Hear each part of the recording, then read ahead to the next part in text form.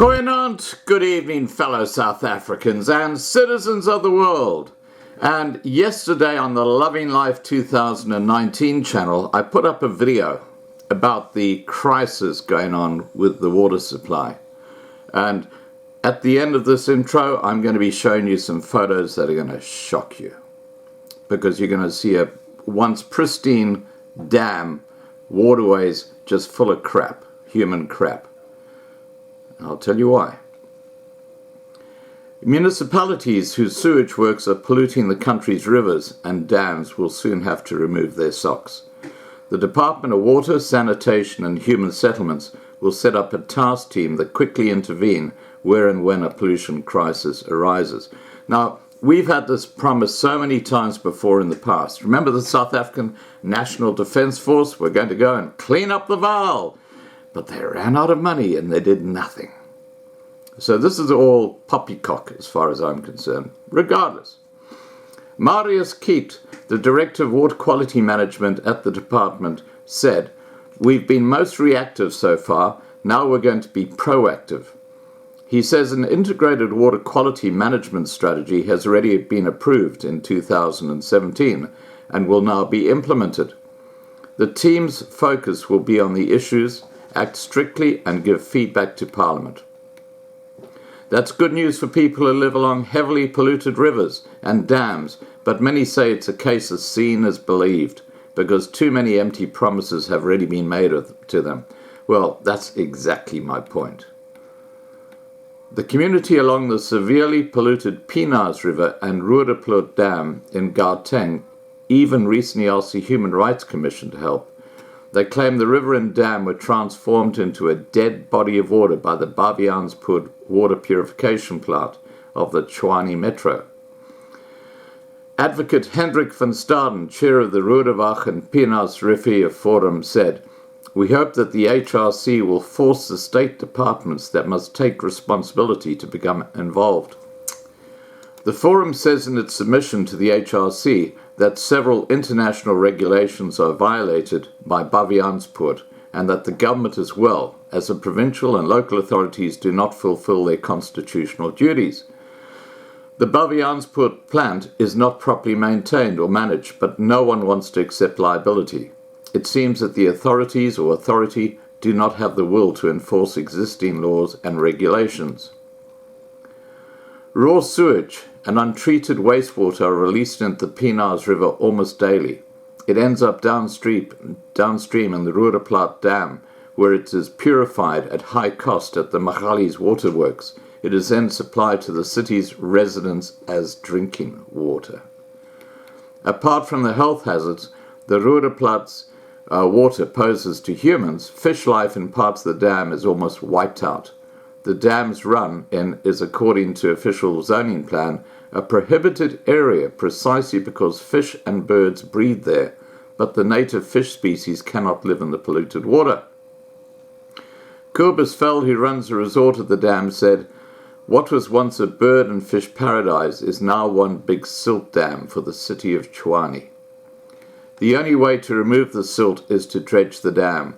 The Tshwane Metro has undertaken to do the dredging work more than a year ago, but no contractor has yet been appointed. There have been problems at the Baviaanspoort plant for several years, designed to process almost 40 million cubic meters of sewage a day, but that at times receives almost twice as much. Experts with Marula Media agree that large-scale urbanization has led to sewage systems being permanently under pressure everywhere. In the last 20 years, much property development has taken place south of the Baviaanspoort plant. One can only wonder who signs off on the developments without looking at the long-term consequences," said Dion Esterhazen, an independent water quality consultant. "We all want clean drinking water, but we don't see where our sewer is going." In addition, pollution on the Pinars River is exacerbated by the waste of industries, a pig farm, a hospital, and many informal settlements upstream in the streams that feed the river and eventually the Roodepoort Dam. Another contributing factor to the problem is cable theft. The already distressed situation worsened further when electrical cables were stolen at the Baviaanspoort plant in June 2017. That's over 2 years ago.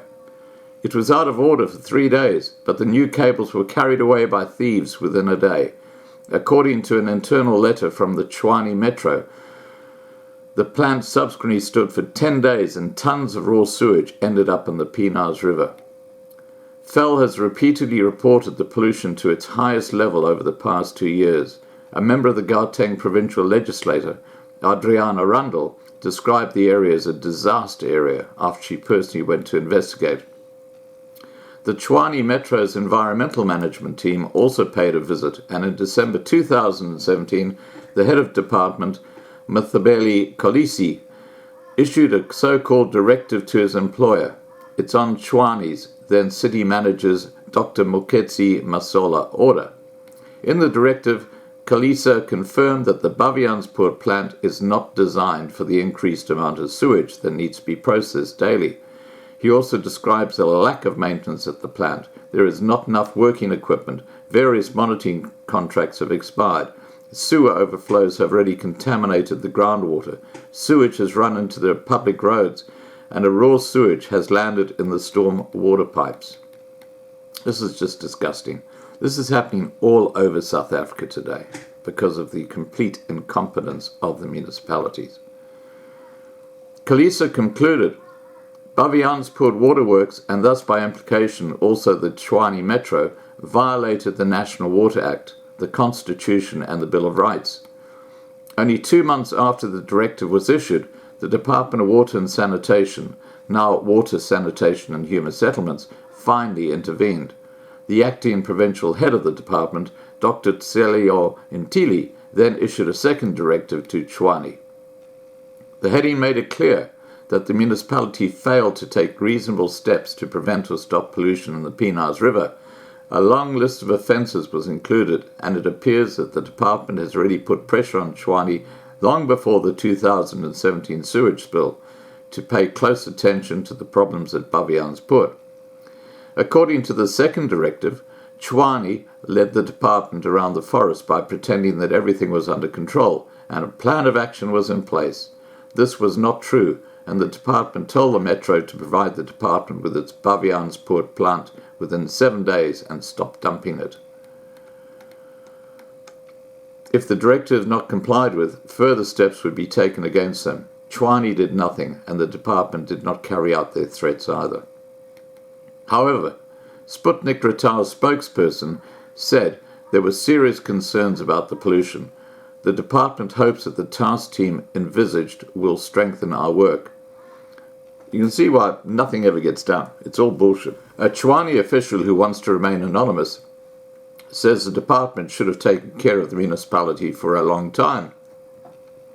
They should have fined the municipality because Chwani does not comply with their water license conditions. The official also said the only solution is to upgrade Bavianspoort. It's an emergency and it will cost at least 50 million rand to repair the plant. In response to queries, Chwani Metro spokesperson Lindela Mashigo said 2 of the older units at Bavianspoort were not in working order. A contractor is apparently already upgrading one, and this will increase capacity by about 16 million cubic meters.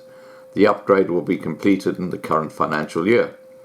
An amount of 40 million rand for the upgrading of the plant was included in Chwani's budget for 2019-2020.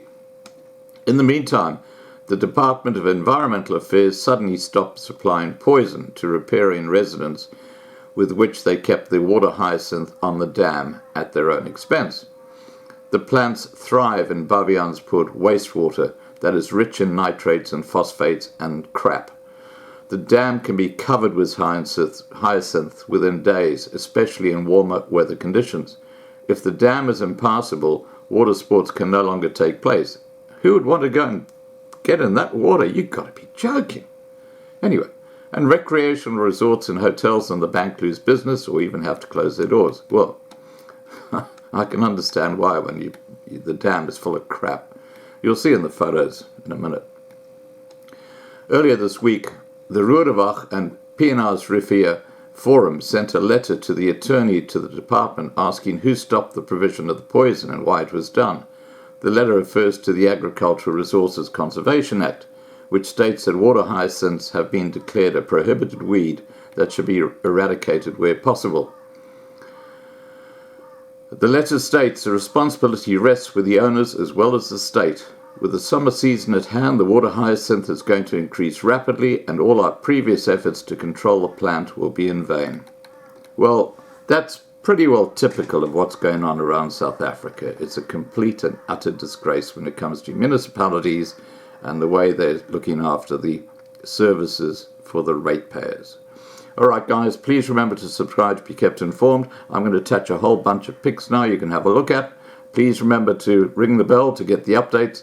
Please like this video, please share this video, and above all, stay safe. Bye for now.